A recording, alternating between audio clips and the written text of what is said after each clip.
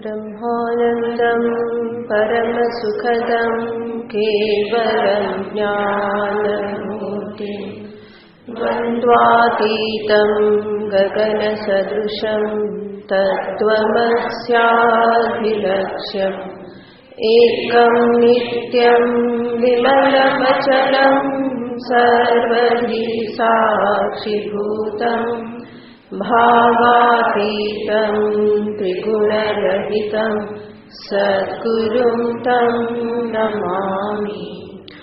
ॐ पार्थाय प्रतिबोधितां भगवता नारायणेन स्वयं व्यासेन प्रथितां पुराणमुनिना मध्ये महाभारतम् अद्वैतामृतवर्षिणीं भगवतीम् अष्टादशाध्यायिनीम्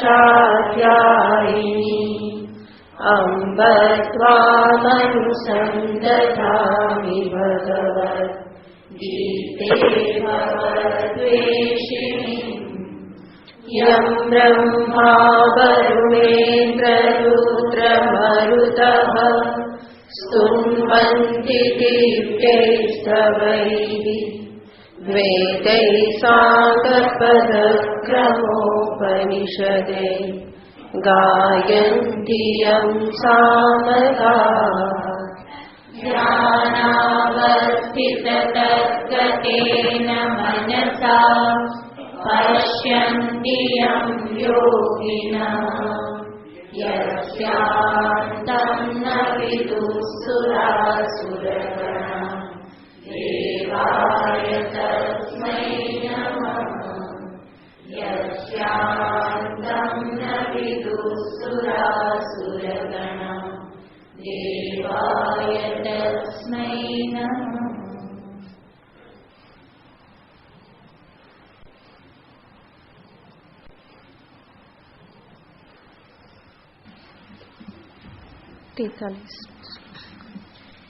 अर्जुन उवाच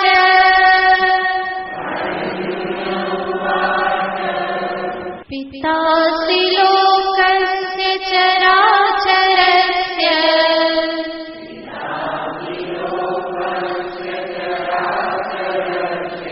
त्वमस्य पूज्यश्च गुरुर्गरीयान्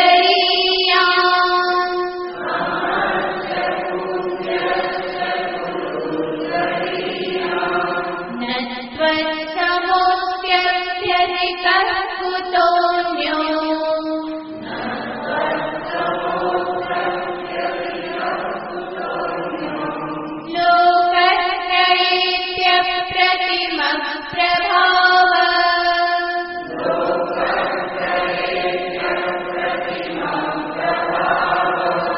तस्मात् प्रणम्य प्रणिधाय कायम्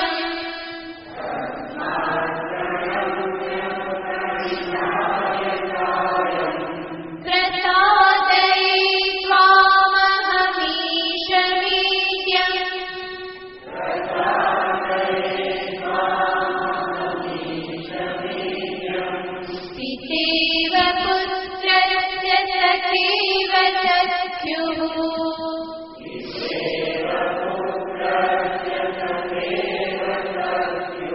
प्रियः प्रियायार्हसि देव सोढुम्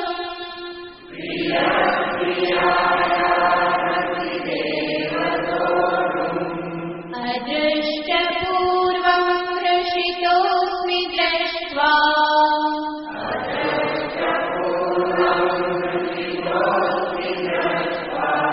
भयेन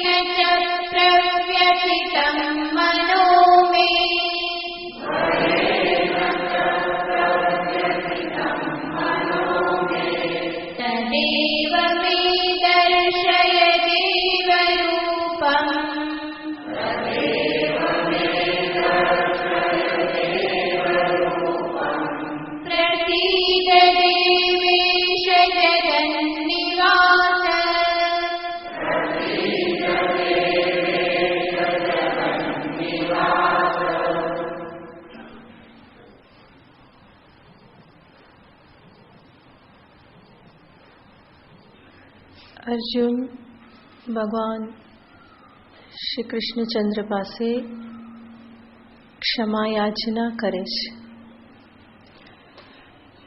ભગવાનનું મહાન વિશાળ સર્વ વિશ્વવ્યાપી એવું આ વિશ્વરૂપનું દર્શન કરી અને અર્જુન કૃષ્ણને એક નવા રૂપે જ જોઈ રહ્યા છે.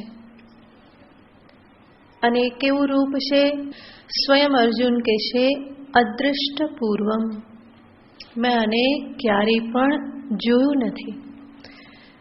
પૂર્વમ ન દૃષ્ટમ ઇતિ અદૃષ્ટ પૂર્વમ, પહેલા જેને જોવામાં આવેલું ન હોય એને કહેવાય અદૃષ્ટ પૂર્વમ.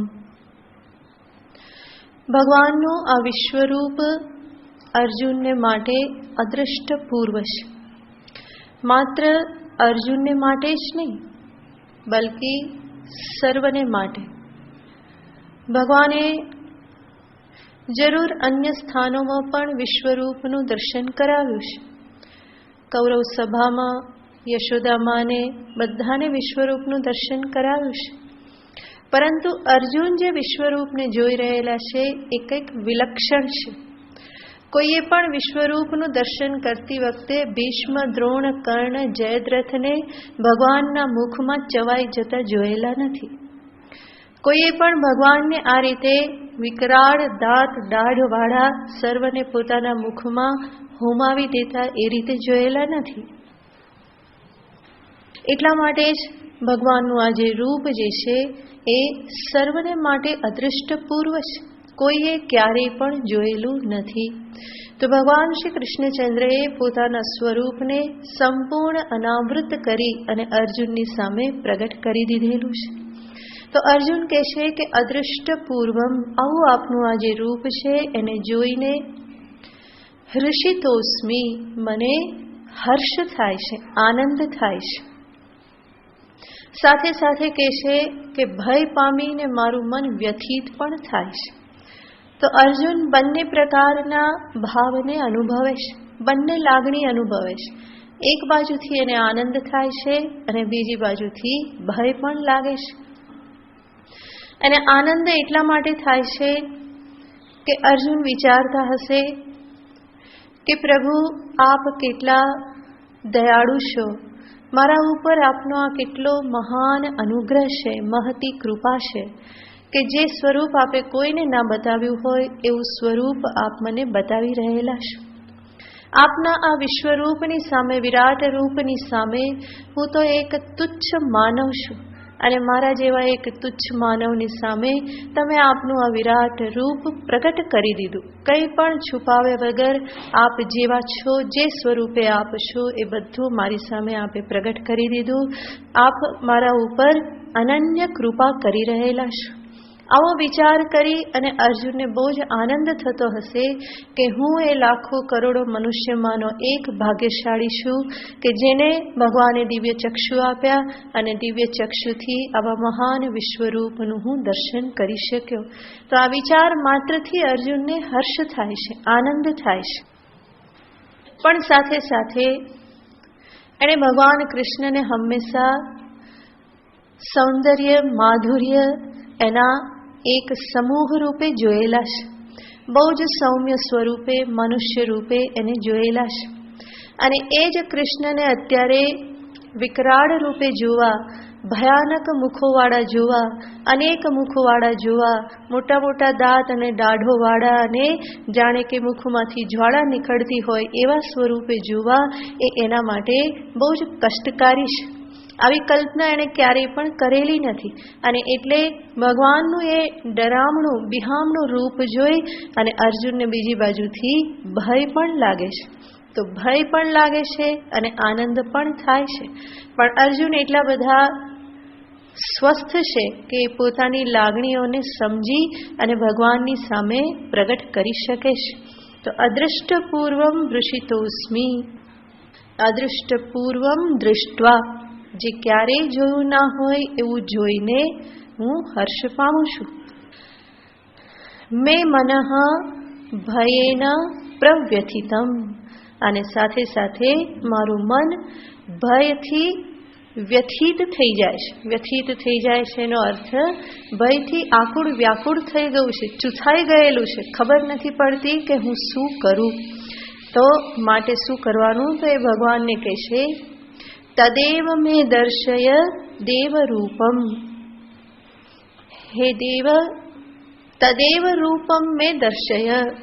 એક બાજુથી તો અર્જુનને ભય લાગે છે અને પાછા બીજી બાજુથી એ ભગવાનને આજ્ઞા પણ આપે છે કે પેલું રૂપ બતાવી દો. દર્શય એક આજ્ઞાકારી ક્રિયાપદ છે. દર્શય એટલે કે બતાવો એમ. તો એ પ્રાર્થના રૂપે નથી બોલતા, પરંતુ શું કહી દેશે? તમારું તે રૂપ મને બતાવી દો, પહેલાનું રૂપ તમે મને બતાવી દો. પછી તરત અર્જુન જાગૃત થઈ ગયા છે કે આ સ્વરૂપમાં હું બોલાય નહીં, માટે તરત જ કહે છે હે દેવેશ પ્રસિદ્ધ, મારા ઉપર પ્રસન્ન થઈ જાઓ. હે જગન નિવાસ, મારા ઉપર કૃપા કરો, મારા ઉપર પ્રસન્ન થાઓ. કૃપા કરીને આપ ફરી મને એ રૂપ બતાવો, પહેલાનું રૂપ બતાવો. તો અર્જુન એક બાજુથી તો બહુ જ એને ઉતાવળ છે કે હવે આ બધું જલ્દી સમેટાઈ જાય તો સારું, કારણ કે ભય લાગે છે અને એને મનમાં થઈ ગયું છે કે આવા કૃષ્ણને મારે બહુ હવે જોવા નથી. આના કરતાં પહેલાં જે છે એ આપણા માટે બરાબર છે. અને એને એ પણ ખબર છે કે ભગવાન પોતાની રીતે તો આ રૂપને સમેટી લેવાના નથી, અને માટે મારે પ્રાર્થના કરવી જ રહી. પણ પ્રાર્થના કરવામાં ઉતાવળ થઈ ગઈ અને એટલા માટે ભગવાનને આજ્ઞા કરી દીધી કે એ જ રૂપ મને પાછું બતાવી દો. પણ ફરી જ સજાગ થઈ ગયા કે આવું તો કહેવાય નહીં. ફરી પાછો કંઈક અવિવેક થઈ જાય ને કંઈક આડાવડું થઈ જાય તો પાછા લપેટમાં આવી જઈએ. એટલે કહેશે પ્રભુ પ્રસિદ્ધ પ્રસિદ્ધ, મારા ઉપર તમે પ્રસન્ન થઈ જાઓ. હે દેવેશ જગન નિવાસ, હે દેવાનામ ઈશ, હે સર્વદેવોના ઈશ્વર સ્વામી. હે જગન નિવાસ, આ સમસ્ત જગતમાં નિવાસ કરનારા, અથવા તો સમસ્ત જગત જેનામાં નિવાસ કરે છે એવા હે જગન નિવાસ. તદેવ રૂપમ મે દર્શય, એ જ રૂપ તમે મને ફરી પાછું બતાવો. એ જ રૂપ એટલે કહ્યું તો અહીંયા જુદા જુદા મત આપવામાં આવે છે. એ જ રૂપ એટલે કહ્યું તો કે ચતુર્ભુજ રૂપ, ભગવાનનું જે ચતુર્ભુજ રૂપ છે એને બતાવવા માટે અર્જુન પ્રાર્થના કરે છે. કારણ કે અર્જુન સ્વયં આગળના શ્લોકમાં કહે છે કે ચતુર્ભુજેન રૂપેણ, એ રૂપથી આપ ફરી મારી સામે પ્રગટ થઈ જાઓ. આગળનો શ્લોક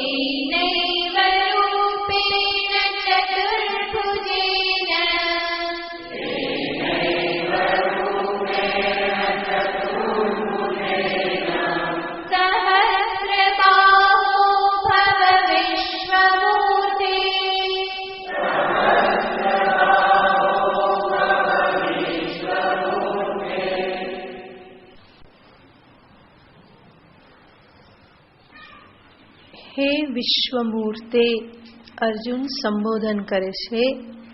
હે વિશ્વમૂર્તિ, અત્યારે ભગવાન કયા સ્વરૂપે છે અર્જુનની સામે?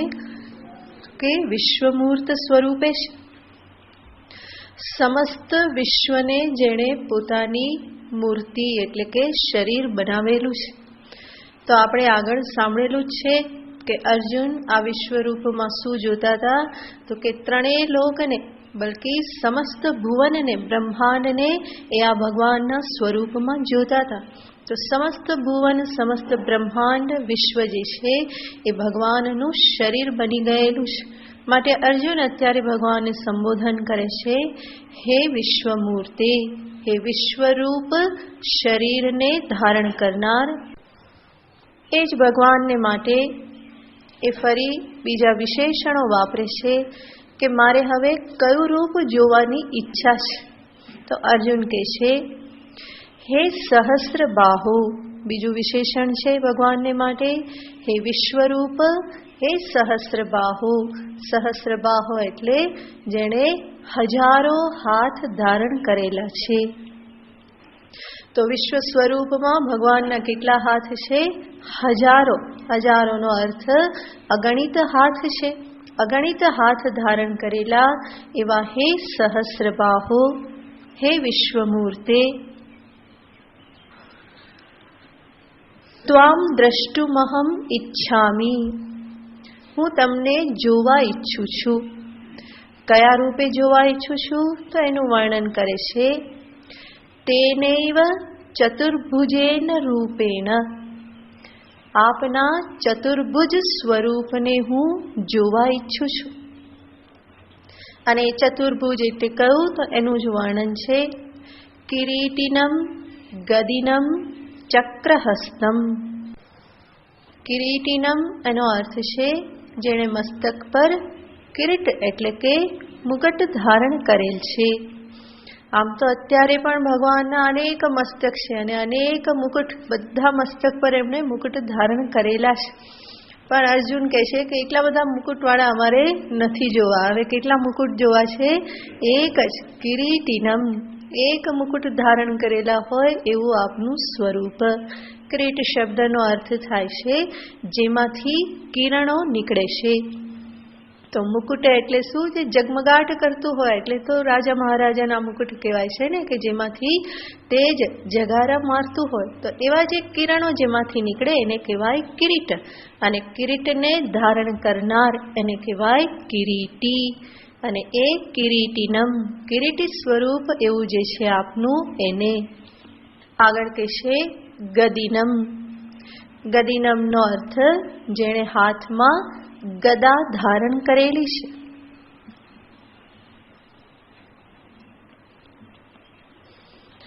શંખ ચક્ર ગદા પદ્મ સ્વરૂપ જે ચતુર્ભુજ છે એના માટે અર્જુન કહી રહેલા છે. તો ગદિનમ ગદાવંતમ, ગદાથી યુક્ત એવું જે આપનું સ્વરૂપ છે,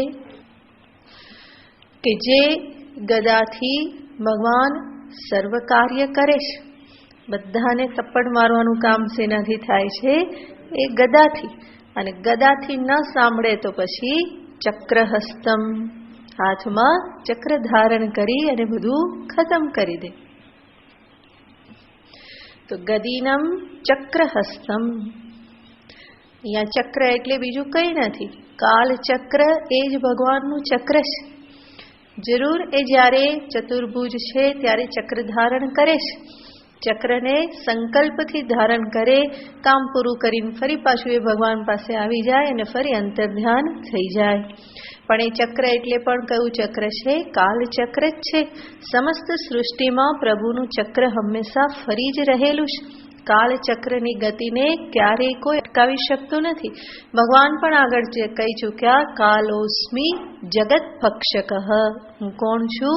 હું સાક્ષાત કાલ સ્વરૂપ છું, જગતનું ભક્ષણ કરનાર છું. અને એનાથી જ સંહાર ક્રિયા ભગવાન કરે છે. તો આ ચક્ર ગદા એ ભગવાનના જગન નિયંતા સ્વરૂપને પ્રગટ કરે છે. તો અર્જુન કહે છે કે એવું જે આપનું ચતુર્ભુજ સ્વરૂપ છે, કે જે સ્વરૂપ આ વિશ્વરૂપથી કેવું છે? વધારે સુંદર છે, મનોહર છે, શાંત છે, સૌમ્ય છે. આગળ પણ ભગવાનને અર્જુને સંબોધન કરેલા છે, હે વિષ્ણુ. તો વિષ્ણુ સ્વરૂપે ભગવાનને એ જોવા ઈચ્છે છે. અર્જુન જાણે છે કે અત્યારે સમય છે, આ એક દર્શન પણ સાથે માગી લઈશ તો થઈ જશે. વિશ્વરૂપ તો ભૂલથી મંગાઈ ગયું ને શું દશા થઈ ખબર પડી ગઈ, પણ કે ચતુર્ભુજમાં તો વાંધો નહીં આવે. વિશ્વરૂપમાં તરી ગયા તો ચતુર્ભુજમાં તો વાંધો ના જ આવે ને. એટલા માટે એ સીધું ભગવાનને નથી કહેતા કે તમે મારા પાર્થ સારથી રૂપે કે સખા રૂપે કે કૃષ્ણ રૂપે પ્રગટ થઈ જાઓ, પરંતુ અર્જુન બહુ હોશિયારી વાપરી અને ભગવાનને શું કહી દેશે, ચતુર્ભુજેન રૂપેણ, એ પ્રાર્થના કરી દેશે ચતુર્ભુજના દર્શન કરાવવાની. કારણ કે ભગવાને અવતાર ધારણ કર્યો એ કૃષ્ણ રૂપમાં એમના 4 ભુજ નથી. કેટલા ભુજ છે? દ્વિભુજ છે, 2 જ ભુજ છે, માનુષ્ય રૂપ છે. તો અર્જુને અહીંયા બહુ સરસ હોશિયારી સજાગતા વાપરી અને ભગવાનને પ્રાર્થના શું કરી દીધી, તેનૈવ ચતુર્ભુજેન રૂપેણ, આપનું તે પ્રસિદ્ધ વિષ્ણુ સ્વરૂપ ચતુર્ભુજ સ્વરૂપ જે છે, ત્વામ અહમ દ્રષ્ટુમ ઈચ્છામી, એ સ્વરૂપને હું જોવા ઈચ્છું છું. અને કેવી રીતે? તથા એવ, એ જ સ્વરૂપે, આપનું વિષ્ણુ ચતુર્ભુજ સ્વરૂપ જે છે એને હું ચતુર્ભુજ સ્વરૂપે જ જોવા ઈચ્છું છું. માટે તેનૈવ રૂપેણ, એ જ રૂપથી, ચતુર્ભુજ રૂપથી જ, હે સહસ્રબાહો, હે વિશ્વમૂર્તે, ભવ, ભવ એટલે કે એ પ્રમાણે આપ બની જાઓ, 4 ભુજવાળા આપ બની જાઓ, કારણ કે મને એ દર્શન કરવાની ઈચ્છા છે. તો અર્જુન વર્ષો સુધી જે સ્વરૂપની સાથે રહેલા છે એ તો માનુષ રૂપ છે, મનુષ્યનું રૂપ છે, પરંતુ અહીંયા અર્જુન શેની ઈચ્છા પ્રગટ કરે છે? ચતુર્ભુજ સ્વરૂપે ભગવાનને જોવાની ઈચ્છા કરે છે. અને આપણે જાણીએ છીએ કે અત્યારે તો ભગવાન અર્જુન ઉપર ઓળઘોળ છે, જે કંઈ પણ માગે એ આપવા માટે એ તૈયાર છે, એની બધી જ ઈચ્છાઓ પૂરી કરવા માટે તૈયાર છે. તો જ્યારે અર્જુને આ પ્રમાણે પ્રાર્થના કરી તો ભગવાન એને ઉત્તર આપે છે. હવે આગળના શ્લોકમાં શ્રી ભગવાન વાચ,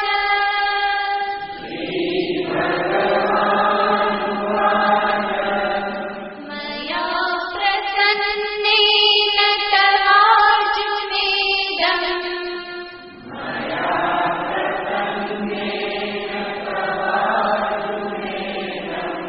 રૂપં પરં દર્શિતમાત્મયોગાत्,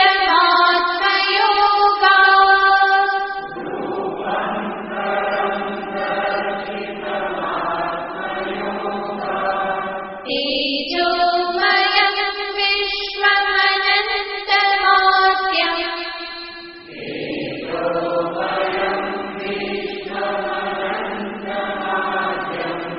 યન્મે ત્વદન્યેન ન દૃષ્ટપૂર્વં,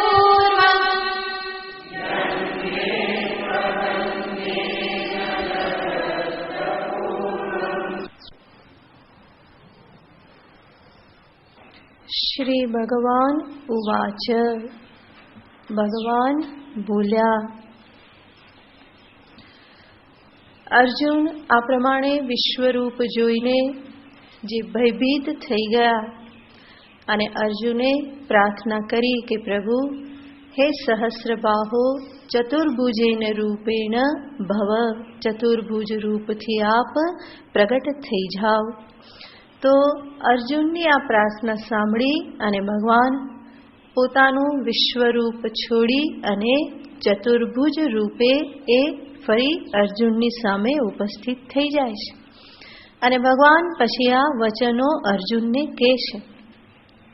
શ્રી ભગવાન ઉવાચ, ભગવાન શંકરાચાર્યજી આ પ્રમાણે અહીંયા સંગતિ આપે છે કે અર્જુનમ ભીતમ ઉપલભ્ય, અર્જુનને બહુ ભયભીત જોઈને, ઉપસંહૃત્ય વિશ્વરૂપમ, પોતાના વિશ્વરૂપનો ઉપસંહાર કરીને, એટલે કે જે વિસ્તાર બતાવેલો હતો એ બધા વિસ્તારને ફરી સંકોરી લઈને, ઉપસંહાર કરીને, પ્રિય વચનેન આશ્વાસયન, મધુર વચનથી અર્જુનને આશ્વાસન આપતા આપતા ભગવાન બોલ્યા. શ્રી ભગવાન ઉવાચ, ભગવાન શું બોલ્યા તો કહેશે, હે અર્જુન, મયા પ્રસન્નેન ઇદમ પરમ રૂપમ દર્શિતમ. અર્જુન, તારે ભયભીત થવાની જરૂર નથી. મેં તને આ જે સ્વરૂપ બતાવ્યું એ તને ભય પમાડવા માટે નથી બતાવ્યું, પરંતુ ભગવાન તરત જ સ્પષ્ટ કરે છે, મયા પ્રસન્નેન, તારા ઉપર પ્રસન્ન થઈને, તારા ઉપર કૃપાવાન થઈને, તારા ઉપર પ્રેમને વશ થઈને મેં તને આ સ્વરૂપ બતાવેલું છે. ત્વયી અનુગ્રહ બુદ્ધિ, ભગવાન ભાષ્યકાર કહે છે, તારા ઉપર અનુગ્રહ કરીને, પ્રસન્નતાપૂર્વક તને પ્રિય સખા માનીને, મારો પ્રિય ભક્ત સમજીને, શ્રદ્ધાવાન સમજીને, ઇદમ પરમ રૂપમ દર્શિતમ, આ મારું આવું પરમ રૂપ, આવું કંઈક વિલક્ષણ રૂપ જે છે એ મેં તને દર્શાવ્યું. અને કેવી રીતે દર્શાવ્યું? આત્મયોગાત, આત્મયોગાત એટલે કે માયા દ્વારા, પોતાની જ માયા દ્વારા, પોતાના જ એક ઐશ્વર્ય દ્વારા, પોતાના સામર્થ્ય દ્વારા મેં તને આ રૂપ બતાવ્યું.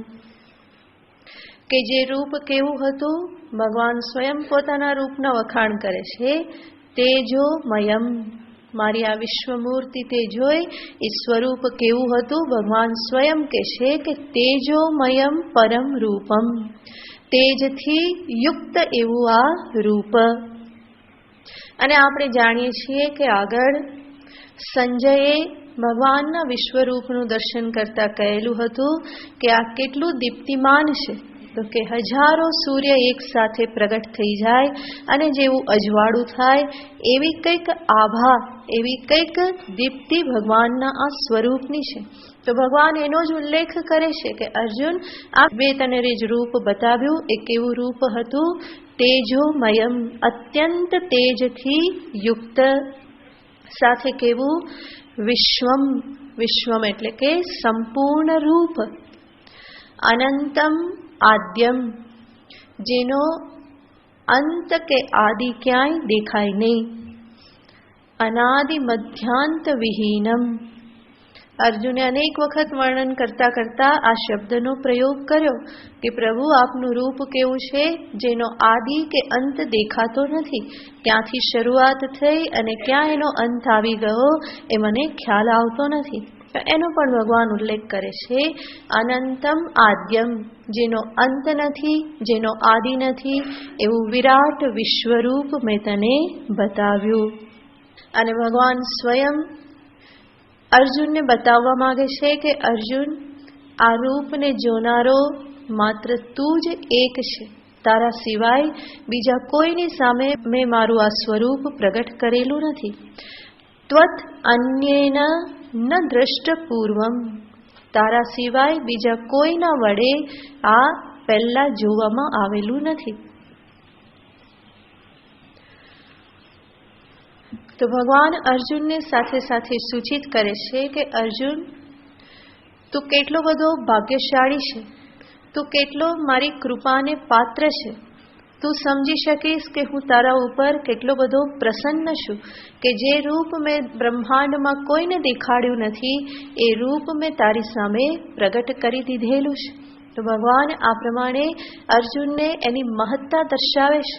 તારા ભાગ્ય કેટલા મહાન છે કે મેં આ રૂપ તારી સામે પ્રગટ કરું. ત્વદન્યેન ન દ્રષ્ટ પૂર્વમ, તારા સિવાય બીજા કોઈએ ક્યારેય આવા મારા વિશ્વરૂપના દર્શન કરેલા નથી. એટલું જ નહીં, ભગવાન કહે છે કે આ રૂપને બીજા કોઈ સાધનોથી જોઈ શકાતું નથી. તને દિવ્ય ચક્ષુ આપ્યા, તારા ઉપર આ પ્રમાણે કૃપા થઈ, તારા પર મારો સ્નેહ અને તારા ઉપર મારી પ્રસન્નતા, જેના પરિણામે તું આ રૂપને જોઈ શક્યો. બાકી કોઈ સાધન ભજનના બલથી ભગવાનના વિશ્વરૂપનું આ રીતે દર્શન કરવું સંભવ નથી. તો એની દુર્લભતા જે છે એ ભગવાન આગળના શ્લોકમાં દર્શાવે છે.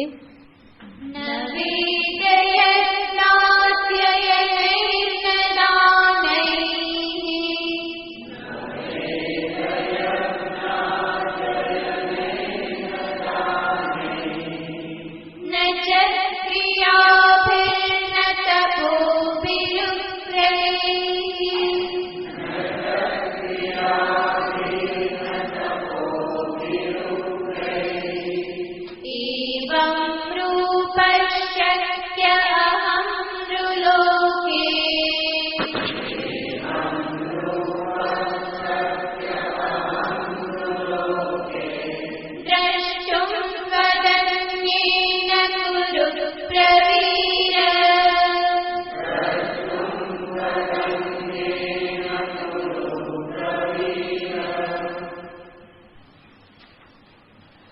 હે કુરુ પ્રવીર, ભગવાન અર્જુનને સંબોધન કરે છે. કુરુ પ્રવીર, કુરુ પ્રવીરનો અર્થ થાય કુરુઓમાં પ્રકૃષ્ટ વીર, કુરુવંશમાં જે શ્રેષ્ઠ વીર છે, કુરુવંશમાં જે પ્રવીર છે, પ્રવીણ છે, કુશલ છે. તો અર્જુનનું મૂળ વંશ તો કુરુવંશ જ છે. કુરુમાં જ પાંડુ થયા અને ત્યાંથી પાંડવ કહેવાયા, પરંતુ મૂળ વંશ કયો છે? કુરુવંશ. માટે અર્જુનને ભગવાન કહેશે હે કુરુ પ્રવીર. ફરી ભગવાન અર્જુનને યાદ દેવડાવે છે ત્વદ અન્યેન દ્રષ્ટુમ ન શક્ય. અર્જુન, તારાથી બીજા કોઈ વડે, તારા સિવાયના બીજા કોઈ વડે મારું આ રૂપનું દર્શન કરવું ન શક્ય, શક્ય નથી. કોઈ કહે કે શા માટે શક્ય નથી? ઘણા બધા સાધનો છે, વેદાધ્યયન, યજ્ઞ, તપ, આ બધું છે, કરીશું તો કોનું દર્શન થઈ જશે? વિશ્વરૂપનું દર્શન થઈ જશે. ભગવાન કહે છે એમાંનું કંઈ કામ લાગે એવું નથી, કારણ કે ન વેદ યજ્ઞાધ્યયનૈહિ, વેદ યજ્ઞ અધ્યયનથી આ વિશ્વરૂપનું દર્શન થવું સંભવ નથી. સમસ્ત વેદ વેદાંગનો અભ્યાસ કરી લેવામાં આવે. ભગવાન કહેશે એટલા માત્રથી ચતુર્ણામ અપી વેદાનામ અધ્યયનેન, ચારે વેદનું અધ્યયન કરી લેવામાં આવે, કંઠસ્થ કરી લેવામાં આવે, તો પણ ભગવાન વિશ્વરૂપે સામે પ્રગટ થાય એવું સંભવ નથી. ન યજ્ઞાધ્યયનૈહિ, અનેક પ્રકારના યજ્ઞો, એનું અધ્યયન, એનું અનુષ્ઠાન કરવામાં આવે તો પણ ભગવાન કહે છે કે એનાથી પણ મારા આ રૂપને જોવું સંભવ નથી. કોઈ કહે કે હું સંપૂર્ણ દાન આપી દઉં, આત્મસમર્પણ સુધી હું દાન કરી દઉં તો ભગવાન પ્રગટ નહીં થાય. ના, વિશ્વરૂપે ભગવાન એ પ્રમાણે દર્શન મારા કરવાથી દર્શન આપશે નહીં. તો દાનથી પણ સંભવ નથી. ન ક્રિયાભિ, અનેક પ્રકારની ક્રિયાઓ કરવામાં આવે તો પણ ભગવાન આ રૂપે દર્શન નહીં આપે. ઉગ્રૈહિ તપોભિ, ઉગ્ર તપનું, આકરા તપનું આચરણ કરવામાં આવે તો ભગવાન કહેશે એવી તપશ્ચર્યા વડે પણ એવમ રૂપઃ અહમ નૃલોકે દ્રષ્ટુમ ન શક્ય. આવું મારું આ જે રૂપ જે છે એ નૃલોકે, નૃલોકે એટલે મનુષ્ય લોકમાં, નરલોકમાં, મનુષ્ય લોકમાં દ્રષ્ટુમ ન શક્ય, અહમ દ્રષ્ટુમ ન શક્ય. ત્વદન્યેન કુરુ પ્રવીર, તારા સિવાય બીજા કોઈ પણ આ બધા સાધનો કરે, આટલી સાધના, તપશ્ચર્યા, અધ્યયન કરે તો પણ અહમ દ્રષ્ટુમ ન શક્ય, મારા આ વિશ્વરૂપનું દર્શન કરવું, આ સ્વરૂપે મને જોવો એ કોઈ પણ રીતે સંભવ નથી. આ બધા સાધનો એના માટેના સાધનો નથી. જરૂર તપશ્ચર્યા, અધ્યયન, યજ્ઞ આ બધા સાધનાના એક પ્રકાર છે, પણ ભગવાન કહે છે કે એ બધાનું ફળ કંઈક જુદું છે. એ બધું કરો તો મારા આ સ્વરૂપનું દર્શન થઈ જાય એવું સંભવ નથી. એના સિવાયનું એનું જે ફળ છે એ જરૂર પ્રાપ્ત થશે, નિરર્થક નથી. પરંતુ હું એ કરી લઉં અને એનાથી ભગવાનના વિશ્વરૂપનું મને દર્શન થઈ જાય એ સંભવ નથી. શેનાથી દર્શન થાય ભગવાન આગળ બતાવવાના છે, પણ પહેલા શું બતાવી દેશે? આ બધાથી દર્શન થશે નહીં. તો અર્જુન, તારા વગર, તારા સિવાયના બીજા મનુષ્યો આમાંનું કંઈ પણ કરે તો પણ એવમ રૂપ, મારું આ પ્રમાણેનું રૂપ તો એ કોઈ પણ રીતે જોઈ શકવાને સમર્થ નથી. ભગવાન આટલું કહી હવે અર્જુનને આશ્વાસન આપે છે કે બેટા હવે ડર ના રાખ, શાંત થઈ જા. જો હું હવે પહેલા હતો એવો જ થઈ ગયો. તો આગળના શ્લોકમાં કહે છે માતે વ્યથામાચ વિમૂઢભાવો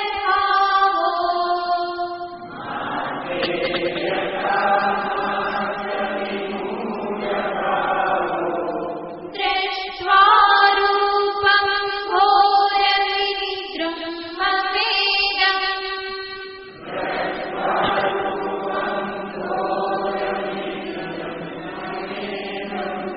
વ્યપેતધિ પ્રીતમના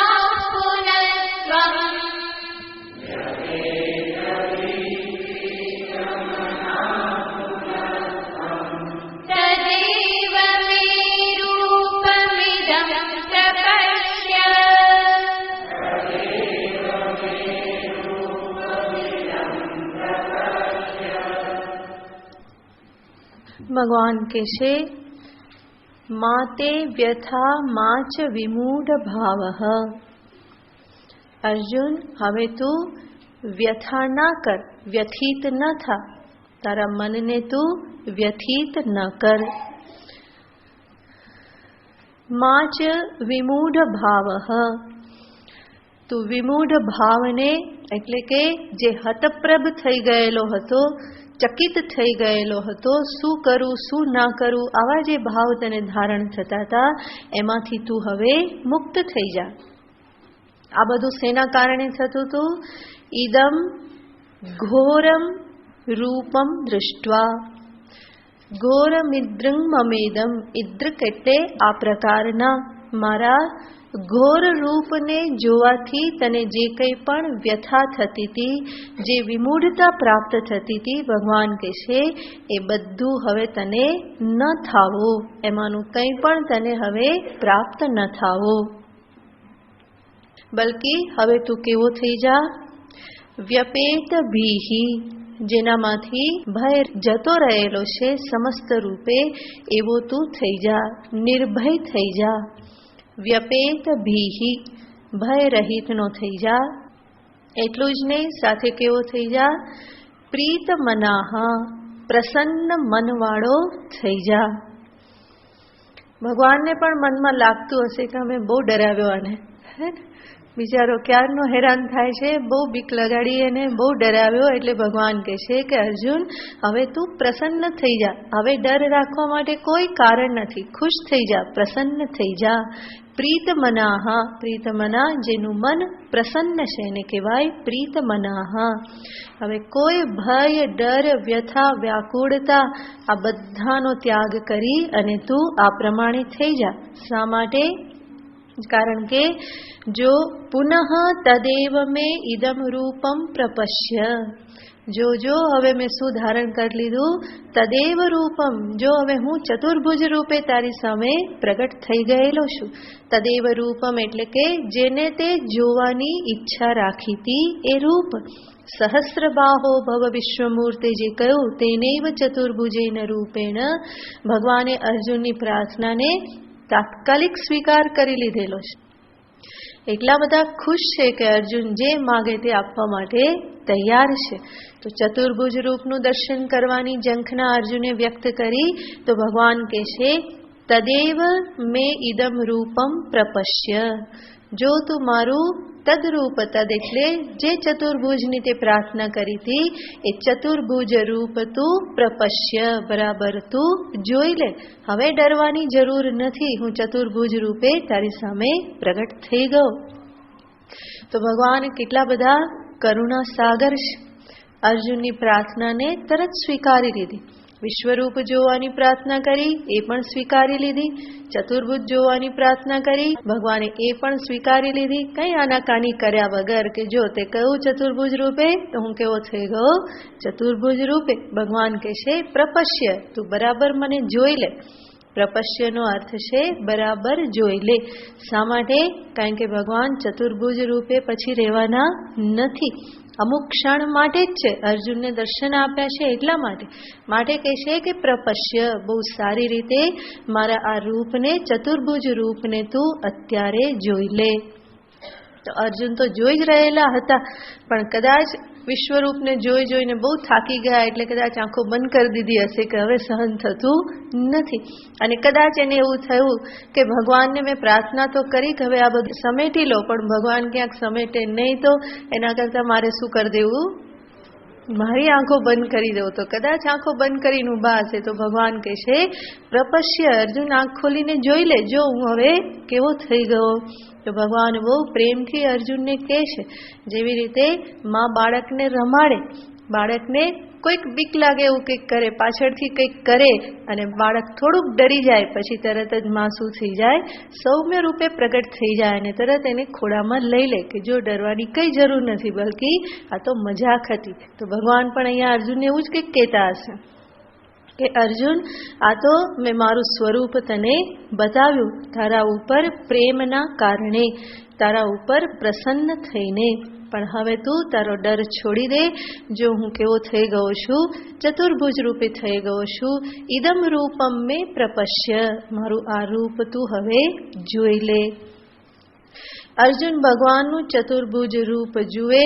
થોડી વાર થઈ ત્યાં તો ભગવાન પછી ચતુર્ભુજમાંથી કેવા થઈ જાય છે, દ્વિભુજ જેવા હતા એવા થઈ જાય છે. તો એનું વર્ણન આગળ હવે સંજય કરે છે. સંજય ઉવાચ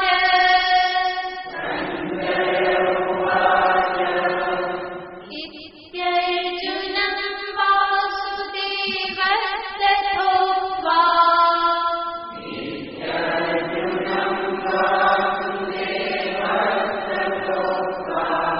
સ્વકં રૂપં દર્શયામાસ ભૂયઃ.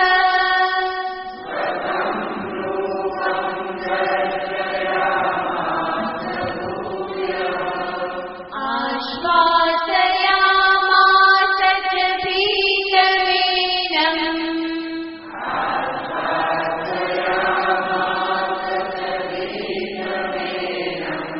भूत्वा पुनः सौम्यवपुर्महात्मा.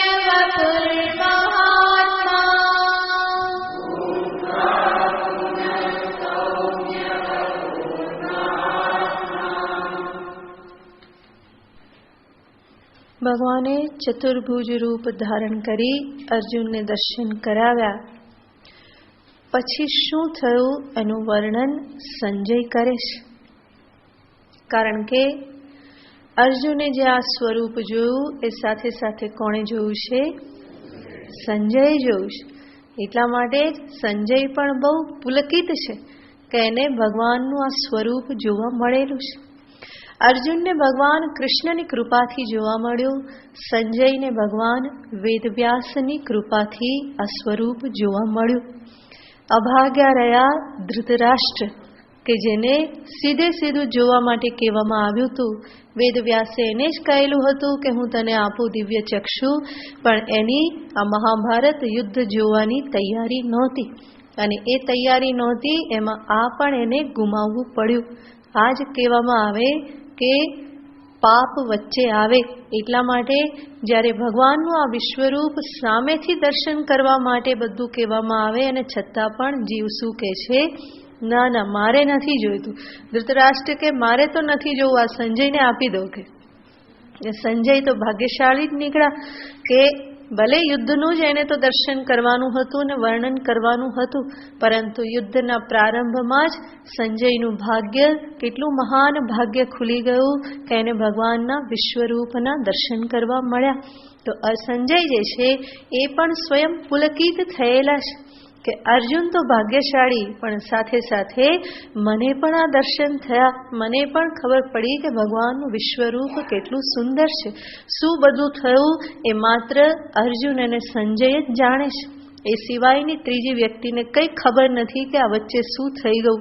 આખી કૌરવ સેના, પાંડવ સેના બધું જ છે, પરંતુ વિશ્વરૂપના દર્શન કોને થયા છે, અર્જુનને અને સંજયને. અને સંજયને ક્યાં બેઠા બેઠા થયા, ધૃતરાષ્ટ્રના મહેલમાં બેઠા બેઠા.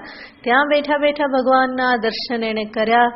કૃષ્ણ અર્જુનના આ સંવાદને એને સાંભળ્યો, અર્જુનની સ્થિતિને જોઈ અને સાથે સાથે અર્જુનની પ્રાર્થનાને પણ સાંભળી. પ્રાર્થનાને સાંભળીને ભગવાને શું કર્યું, તો સંજય અર્જુનની સાથે સાથે એટલા ભાગ્યશાળી થયા કે ભગવાનના ચતુર્ભુજ રૂપના દર્શન પણ એને કરી લીધા. વિશ્વરૂપના તો થઈ ગયા, પરંતુ સાથે સાથે ચતુર્ભુજ રૂપના દર્શન પણ સંજયને થઈ ગયા. અને ચતુર્ભુજ રૂપે ભગવાને જ્યારે અર્જુનને દર્શન આપ્યા તો અર્જુન નતમસ્તક થઈ ગયા હશે ભગવાનના એ સ્વરૂપને જોઈને.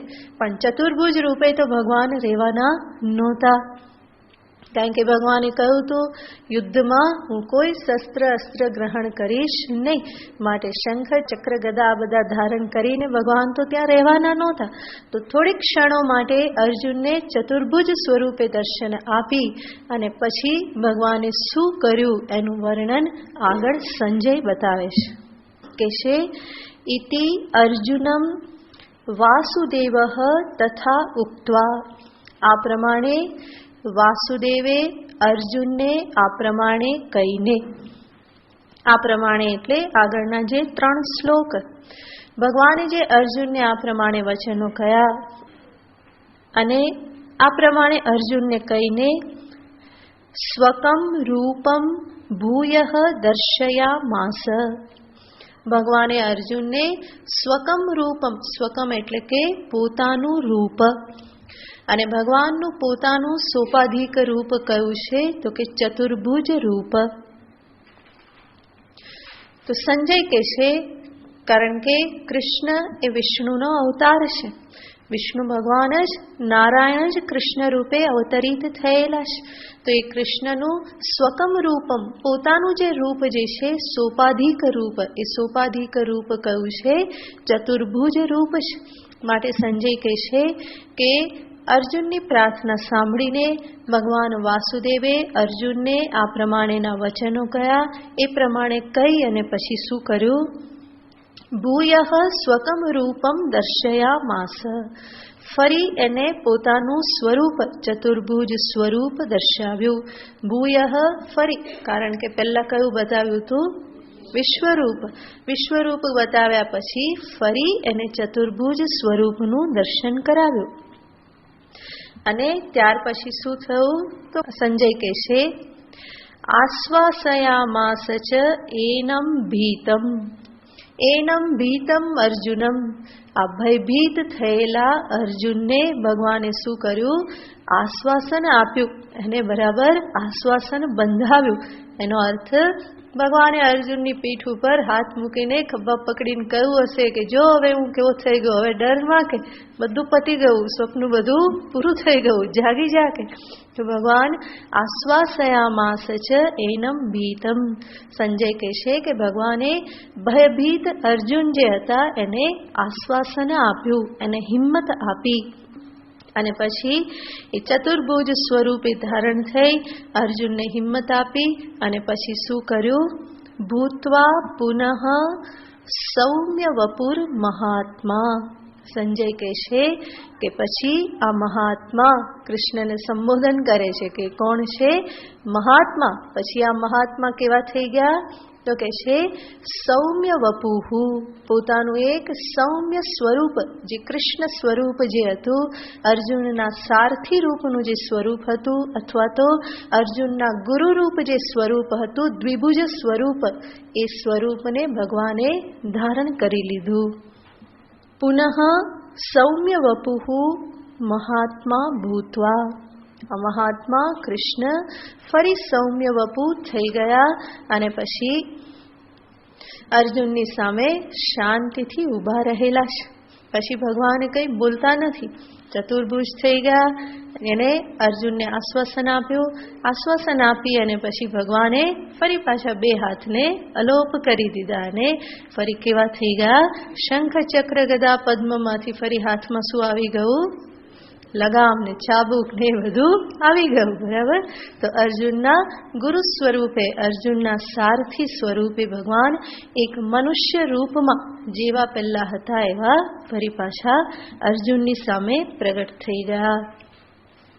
જ્યારે આ પ્રમાણે અર્જુનની સામે ફરી સૌમ્ય સ્વરૂપે, ભગવાન કૃષ્ણનું રૂપ હંમેશા કેવું રહ્યું છે? સૌમ્ય સ્વરૂપ રહેલું છે. સૌમ્યનો અર્થ છે શાંતિ, શાંતિ આપનાર, સ્વયં શાંત હોય અને બીજાને પણ શાંતિ પ્રદાન કરે.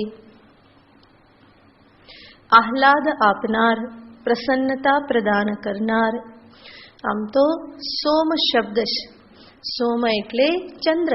ચંદ્ર સર્વને શીતળતા, આહલાદ, શાંતિ પ્રદાન કરે. અને સોમ પરથી જ ભાવવાચક નામ બન્યું છે સૌમ્ય. તો જેના સંપર્કમાં રહેવાથી શીતળતા પ્રાપ્ત થાય, શાંતિ પ્રાપ્ત થાય, આનંદ પ્રાપ્ત થાય, એને કહેવાય સૌમ્ય.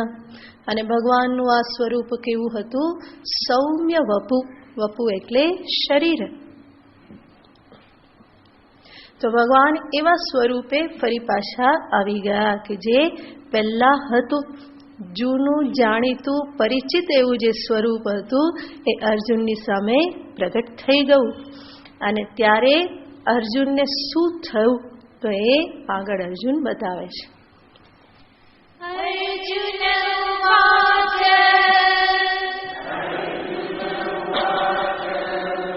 દ્રષ્ટ્વેદં માનુષં રૂપં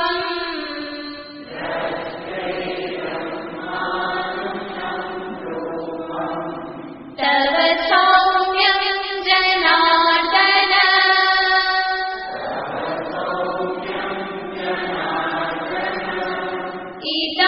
ઇદાનીમસ્મિ સંવૃત્તઃ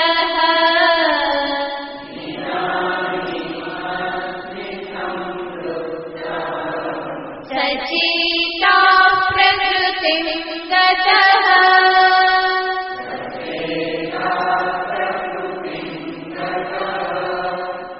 હા, તો તમારામાં ચેતના આવવી જોઈએ ને. બધા સીધા બેસી ખુલ્લા અવાજે બોલો. હવે ભય જતો રહ્યો. અર્જુન ઉવાચ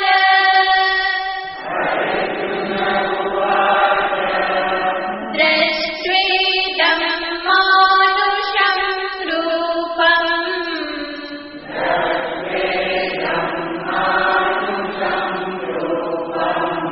તવ સૌમ્યં જનાર્દન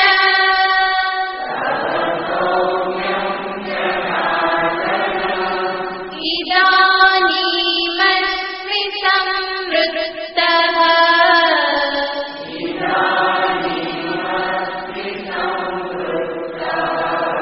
સચેતા પ્રકૃતિં ગતઃ.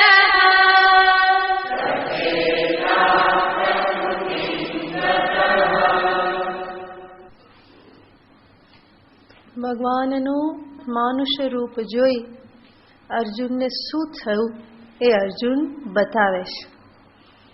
આપણી ભાષામાં કહીએ તો અર્જુને કીધું, હાશ, હવે જીવમાં જીવ આવ્યો. હે, એ આ શ્લોકનું ભાષાંતર છે. હાશ, પત્યું, હવે કંઈક ટાઢક વળી, જીવમાં જીવ આવ્યો. હે, તો અર્જુન કહે છે, હે જનાર્દન. અત્યાર સુધી ભગવાન કેવા દેખાતા હતા? જનાર્દન. જનાન અર્દયતી ઇતિ જનાર્દન. બધા લોકોનો જે સંહાર કરનારા હતા એવા હે જનાર્દન. તવ સૌમ્યમ રૂપમ દૃષ્ટ્વા. તમારું આ સૌમ્ય સ્વરૂપ જોઈને. અને સૌમ્ય સ્વરૂપ કયું? માનુષમ રૂપમ. આપનું આ એક માનુષ શરીર, મનુષ્યની આકૃતિ સમજે સ્વરૂપ જે છે એવું આ 2 હાથ 2 પગ ને 1 મસ્તક વાળું, 1000 હાથ 1000 પગ 1000 મસ્તક વાળું નહીં, પરંતુ આ નાનું એવું સ્વરૂપ, નાજુક સ્વરૂપ, એક માનુષ સ્વરૂપ જોઈ અને હવે મને શું થયું તો કે છે ઇદાનીમસ્મિ સંવૃત્તઃ.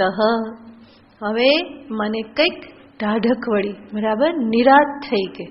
ઇદાનીમ અસ્મિ સંવૃત્તઃ. હવે મને થોડી નિરાશ થઈ. સચેતાહ.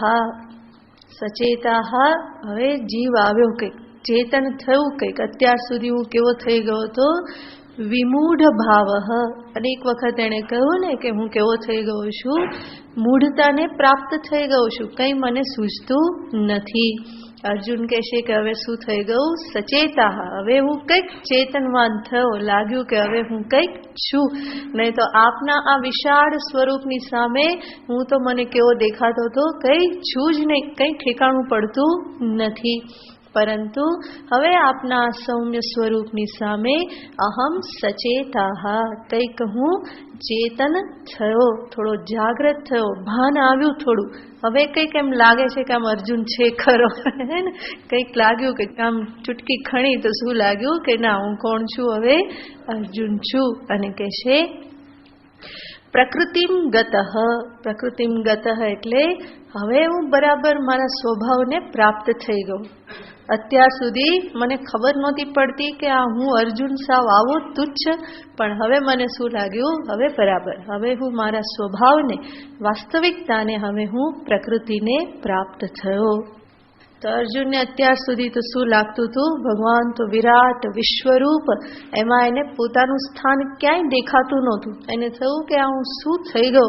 હું અર્જુન જેવો અર્જુન, હું વીર યોદ્ધો બાણાવળી, જેના નામે મહાભારત યુદ્ધમાં ઝુકાવવામાં આવેલું છે, એ અર્જુનને અત્યારે શું થતું હતું? કે પરસેવો છૂટતો હતો, બીક લાગતી હતી, મન વ્યાકુળ થઈ જતું હતું, ભય લાગતો હતો. તો અર્જુનને થયું કે આ હું આવો કેવો થઈ ગયો? પણ હવે ભગવાને જ્યારે સૌમ્ય સ્વરૂપ ધારણ કર્યું તો અર્જુન શું કહે છે? હવે હું બરાબર અર્જુન થઈ ગયો, જેવો અર્જુન હતો એવો હું થઈ ગયો. તો ઇદાનીમ અહમ સંવૃતઃ સચેતાઃ પ્રકૃતિમ ગતઃ. સંવૃતઃ એટલે બધી બાજુ જે વેરવિખેર થઈ ગયું હતું એ બધું હવે કેવું થઈ ગયું? પાછું બધું સમેટાઈ ગયું. હું પણ બરાબર હવે મારા સ્વભાવમાં ગોઠવાઈ ગયો. તો અત્યાર સુધી તો ખબર નહોતી પડતી કે દુનિયા શું, સ્થાન શું, તમે કોણ, હું કોણ, કંઈ આગળ પાછળ છેલ્લે પહેલે કંઈ દેખાતું નહોતું, કંઈ સમજણ પડતી નહોતી. પરંતુ હવે બધી સમજણ પડવા લાગી. શું સમજણ પડી?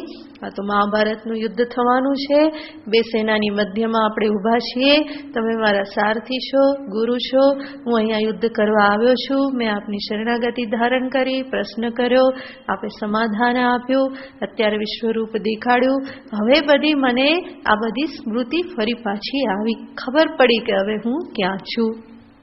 જેમ આપણને પણ થાય ને, કોઈ એવું સ્વપ્ન આવે તો ત્યારે ખબર નહીં પડે કે શું થયું, જાગ્યા પછી કેવી નિરાશ થાય. કંઈક ભયાનક સ્વપ્ન હોય અને ત્યાં કઈ રસ્તો સૂઝે નહીં, કંઈ ખબર નહીં પડે, અને પછી અચાનક જાગી જવાય તો કેવી હાશ થઈ જાય. એમ જ થાય કે આ તો સ્વપ્ન હતું, આપણે તો સલામત છીએ. એવી જ રીતે અર્જુનને પણ અહીંયા થયું હશે કે આ મેં શું જોયું અત્યાર સુધીમાં, કેટલું બધું મારી સામેથી પસાર થઈ ગયું, શું શું જોઈ નાખ્યું. હવે એને થયું કે ના ના, હું તો ક્યાં છું? હું જ્યાં હતો ત્યાં જ છું. એ સ્વપ્ન પૂરું થઈ ગયું, એ દર્શન પૂરું થઈ ગયું. તો અર્જુન બહુ સરળ છે, એટલા બધા સીધા સાદા છે, માટે પોતાના મનોભાવ જે છે એ ભગવાનની સામે એ સરળતાથી વ્યક્ત કરી દેશે કે પ્રભુ અત્યાર સુધી તો ઠેકાણું નહોતું, પણ હવે લાગે છે કે હવે બધું ઠેકાણે આવી ગયું, હવે મારા જીવમાં જીવ આવ્યો. લાગે છે કે હવે અર્જુન અર્જુન તરીકે અહીંયા ઊભેલો છે, નહીં તો અર્જુન જ ક્યાંક ભૂલાઈ ગયો હતો. અને વાત એ સાચી કે કૃષ્ણ સામે ના દેખાય તો અર્જુન પોતાની ક્યાંથી યાદ રાખે, પણ હવે જેવા કૃષ્ણ સામે આવ્યા તો અર્જુનને પણ કોણ યાદ આવી ગયું? હું કોણ છું? હું એ જ અર્જુન. તો અહમ પ્રકૃતિમ ગતઃ. હવે મેં મારા સ્વભાવને, સહજ શાંત સ્વભાવને, અર્જુન સ્વભાવને, ક્ષત્રિય સ્વભાવને મેં ફરી પાછો પ્રાપ્ત કરી લીધો. ક્યારે પ્રાપ્ત કરી લીધો? જ્યારે આપનું આ માનુષ્ય રૂપ જોયું, સામે જે કૃષ્ણ મારો હતો એ કૃષ્ણ ફરી મને મળી ગયો હતો. હવે મને શું લાગ્યું? હવે બરાબર છે. હવે અર્જુન ભૂલથી પણ ક્યારેય નહીં કે વિશ્વરૂપ બતાવો. એકવાર બહુ થઈ ગયું, એકવાર ભૂલ થઈ ગઈ, હવે બીજી વાર જોવું નથી. કદાચ ભગવાન સામેથી કહે ને કે અર્જુન એકવાર ઈચ્છા છે, તો અર્જુન શું કહેવાના? જેમ એકવાર કોઈ ચારધામ યાત્રામાં જઈ આવે ને પછી કે બસ હવે, કારણ કે ચારધામ યાત્રામાં પડે પડે શું દેખાય? એ ગયા એવું જ થાય. એક બાજુ ખીણ ને એક બાજુ પર્વત ને ક્યાંક લેન્ડસ્લાઇડ થાય ને બધું. તો માન કેદાર ચડી આવે ને બદ્રીનાથ જઈ આવે, પછી ત્યાં ભગવાનને કહીને આવે કે બસ પ્રભુ હવે પાછા ના બોલાવતા, કે એકવાર બહુ થઈ ગયું. એવી રીતે આપણે તો ચારધામથી જ આવા હેરાન થઈ જઈએ, પણ અર્જુનની તો દશા બિચારાની કેવી થઈ, તો 14 ભુવન ફરી આવ્યા, બધું એક સાથે જોઈ આવ્યા. એટલે અર્જુન ફરી પાછી હવે હિંમત કરે નહીં. તો માનુષ્ય રૂપ એ કે છે, એને લાગે છે કે મારા માટે આ જ બરાબર છે. માનુષ્ય રૂપમ સૌમ્ય રૂપમ દ્રષ્ટવા અહમ પ્રકૃતિમ ગતઃ. મેં મારા સ્વભાવને, મૂળ શાંતિને, ક્ષત્રિય સ્વભાવને મેં ફરી પાછો પ્રાપ્ત કરી લીધો. ભગવાનને પણ હસવું આવતું જ હશે. આ બધું જે નાટક કર્યું, ખેલ કર્યો, ભગવાન માટે તો ખેલ જ છે ને, ભગવાનને પણ હસવું આવતું હશે. તો ભગવાન પણ પ્રસન્ન થઈ ફરીને અર્જુનને બતાવે છે કે અર્જુન, તને જે જોવા મળ્યું એ ખરેખર મહાન ભાગ્ય છે. અનન્ય કૃપા વગર, અનન્ય ભક્તિ વગર, અનન્ય શ્રદ્ધા વગર આવું દર્શન દેવોને પણ અત્યંત દુર્લભ છે. એ વાત ભગવાન અર્જુનને આગળ દર્શાવે છે. श्रीभगवानुवाच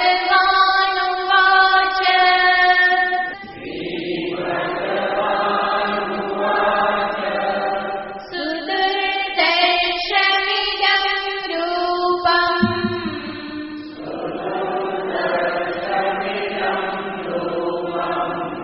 दृष्टवानसि यन्मम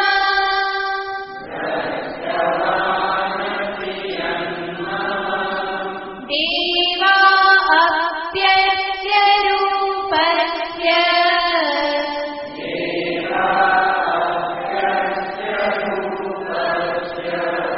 नित्यं दर्शनकाङ्क्षिणः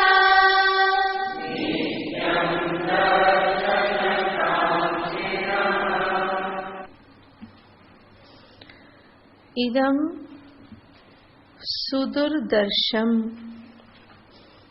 यन मम रूपम त्वम दृष्टवान असि. ભગવાન કહેશે કે અર્જુન, તે જે મારું આ રૂપ કે જે કેવું છે સુદુર્દર્શ. દુર્દર્શ એટલે જેને જોવું કઠિન છે, અને સુદુર્દર્શ એટલે જેને જોવું અત્યંત કઠિન છે,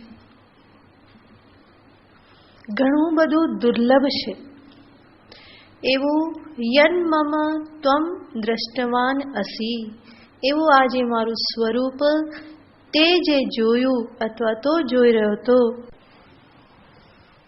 એ સ્વરૂપને અસ્ય રૂપસ્ય, આ રૂપને જોવા માટે દેવાહ નિત્યમ દર્શન કાંક્ષિણઃ, દેવતાઓ પણ આ રૂપનું દર્શન કરવા માટે હંમેશા આકાંક્ષા કરે છે, હંમેશા ઝંખના રાખે છે.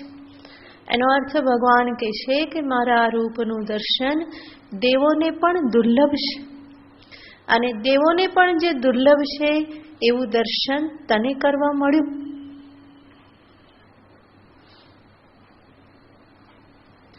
તો ફરીને ભગવાન અર્જુનને એના અહોભાગ્યના દર્શન કરાવે છે. અર્જુન, તને જોવા મળ્યું એ કોઈ સામાન્ય બાબત નથી, એને તું સામાન્ય ના ગણી લેતો, પરંતુ આ અત્યંત દુર્લભ દર્શન તને થયું છે કે જે દર્શન દેવતાઓ માટે પણ અત્યંત આકાંક્ષિત છે. દેવતાઓ એને જોવા માટે હંમેશા આતુર રહેશે, અને એવું દર્શન તે મારા આ રૂપનું દર્શન કર્યું કે જે ખરેખર તારા મહાન ભાગ્ય છે, અહોભાગ્ય છે. તારા મહાન પુણ્યના પ્રતાપે, તારી ભક્તિના પ્રતાપે, તારી શ્રદ્ધાના પ્રતાપે તને આ બધું દર્શન થયેલું છે. તો ભગવાન ફરી અર્જુનને આ જ વાત કરવાના છે. હજુ આગળ ભગવાન અર્જુનને દર્શાવે છે કે કયા કયા સાધનોથી મને આ રીતે જોવો સંભવ નથી અને કયા સાધનથી જોવો સંભવ છે.